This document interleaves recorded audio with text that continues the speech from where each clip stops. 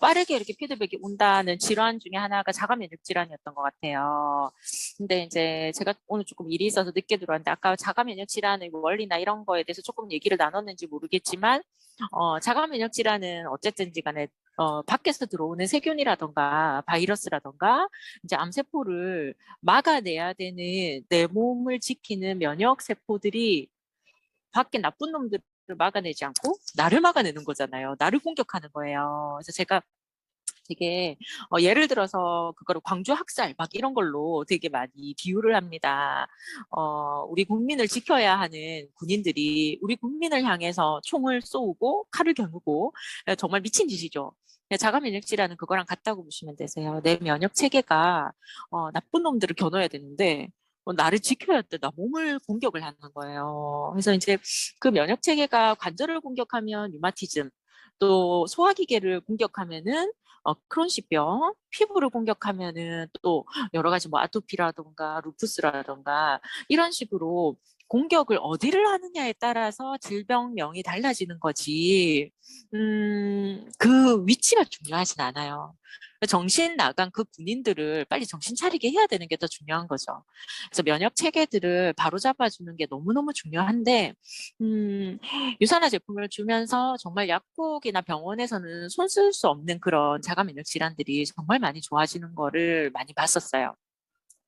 제가 처음에 유산화를 접해서 초창기에 제 파트너분이 원래부터 이제 사업을 하실 분은 아니었고요.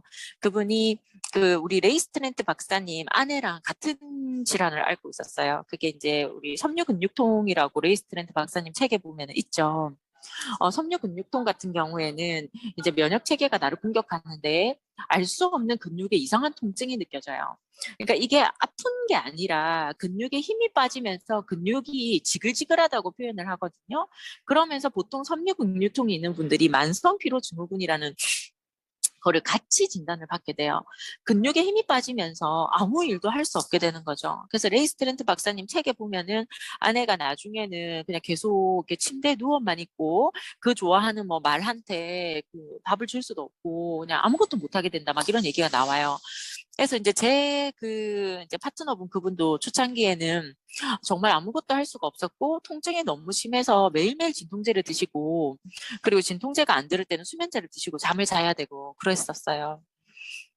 그래서 이제 처음에 헬스팩부터 권해드렸는데 헬스팩을 하루에 한 포 드셨는데 난리가 난 거예요. 정말 막 눈이 빠질 것 같다부터 시작해서 머리가 아프고 막 난리가 나가지고 오히려 그냥 계속 누워만 계셨어요. 너무 무서운 거예요. 지금 같으면은 제가 좀 대처를 잘할 수 있었을 텐데 그때 초창기였기 때문에 너무 무서워가지고 진짜 아침 저녁으로 제가 전화했던 것 같아요. 괜찮냐고. 너무 이제 힘들어하셨어요. 그런데 5일이 지나고 나서 6일째 이분이 그 어떤 때보다도 통증이 안 느껴지게 너무너무 맑게 일어났다는 거예요. 그래서 그때, 와, 진짜 신기하다. 그래서 그분한테 여기서 우리는 만족을 할 수 없다. 자, 이제 헬스팩 하루 2포로 늘리세요 했어요. 그러니까 못하겠대. 너무 무섭다고. 근데 이제 계속 늘리라고 했고 그분이 6일째인가 7일째부터 다시 헬스팩을 하루 2포로 늘리기 시작했어요. 그러면서 정말 진통제도 너무 많이 끊게 되시고 맨날 누워만 계셨는데 걸어서 나가니까 동네 어르신들이 너무 신기한 거야. 그래서 막 네가 어떻게 이렇게 지금 나와서 이렇게 움직이냐, 얼굴이 왜 이렇게 좋아졌냐 막 물으신 거예요. 그래서 이제 그분이 그냥 자기 체험을 얘기하면서 엄청나게 소비자가 많이 막 만들어졌어요. 그분의 의도와 상관없이. 그래서 그분은 그분의 의도와 상관없이 사업을 하시게 됐어요. 근데 이제 그때 되게 신기하더라고요. 근데 그때는 제가 섬유근육통이라는 질환도 잘 몰랐고 자가 면역 질환 환자들이 약국에 와도 정말 해줄 수 있는 게 하나도 없었어요. 일단 뭐 루푸스 환자 같은 경우에도 진통소염제라던가 스테로이드제 그리고 스테로이드제가 듣지 않으면은 면역 억제제 이런 걸로 그냥 늘 연명을 하는데 이제 그런 게 아니라 영양제를 먹었는데 사람이 이렇게 살아나는 게 너무너무 신기했거든요. 근데 보통 그런 자가 면역 질환이 있는 분들은 피 검사를 하면 바로 나와요. 항체의 수치가 보통 분들이 한 40 정도가 정상이면 그런 분들은 막 2000 이렇게 올라가 있어요. 비정상적으로. 근데 이제 항체 수치 같은 경우에도 이게 조금 많이 떨어진 그분 같은 경우에는 혈액 검사를 안 했었는데 그분 말고 또 하시모토 갑상선염이라고 내 면역 체계가 내 갑상선을 갖다 공격하는 병이 있었어요. 그분 같은 경우에는 항체 수치가 2천 몇백까지 올라갔었는데 제품 드시고 한 두세 달 지나니까 한 천 몇백까지 반으로 이렇게 떨어지더라고요. 그런 것들이 정말 너무 신기한 경험이었습니다. 이제 그게 왜 그럴까 고민을 좀 해봤는데요. 일단은, 우리 몸은 근본적으로 스스로 치유할 수 있는 힘이 있어요. 근데 이제 그게 어떤 이유에선지 깨져버린 거예요. 근데 이렇게 영양분이 골고루 들어가면 이런 세포들이 힘을 내게 되고 힘이 내면 스스로 치유할 수 있는 힘이 생기는 거예요. 거기다가 이제 헬스팩 같은 인텔리전스가 들어가면 인텔리전스가 말 그대로 세포를 똑똑하게 해준다는 거잖아요. 약간 이게 또라이가 된 면역 세포를 이게 똑똑하게 해주는 거예요. 그래서 인텔리전스 성분이 들어가게 되면 그 이제 도는 애들이 이게 정신을 차리게 되는 거예요. 그래서 이제 자가 면역 질환에 확실히 유산화 제품 인텔리전스가 특히 들어간 뭐 헬스팩이라던가 이런 것들을 먹게 되면은 되게 이제 도움이 되는 것 같아요.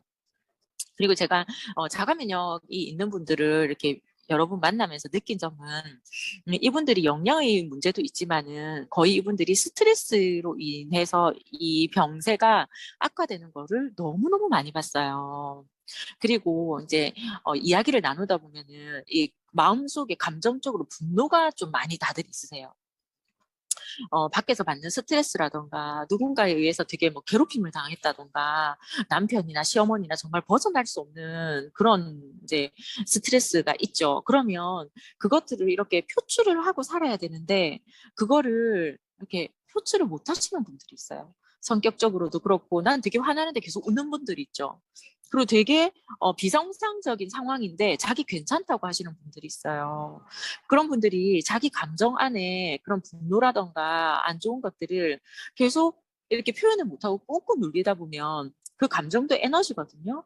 그런 감정 에너지가 분출이 안 되고 내 몸을 공격하는 그런 상황들이 되는 것들을 좀 많이 봤어요. 그래서 이제 조금 얘기를 하면서 영양 같은 것도 좋지만 어쨌든 우리가 유산화 제품을 전달하는 우리는 다 건강 전도사잖아요. 영양제가 만병통치는 될 수가 없죠. 영양제의 도움을 받지만 식생활도 우리는 좋게 바꿔야 되고 운동도 해야 되고 그리고 이 마음가짐이나 스트레스 관리도 너무 중요해요. 그래서 옆에서 이제 그런 분들하고 이야기를 좀 깊게 공감해 주시고 그분들의 화를 조금 옆에서 풀어줄 수가 있으면 네, 웃겨주고, 예, 공감해주고, 어디 가서 표현 못하는 거 나한테 다 풀어라 하고, 그렇게 해주시면은 좀 더 그분들이 치유를 받는 데 도움이 되지 않을까, 그런 생각이 들었습니다. 네, 아, 네. 너무, 네, 귀한 체험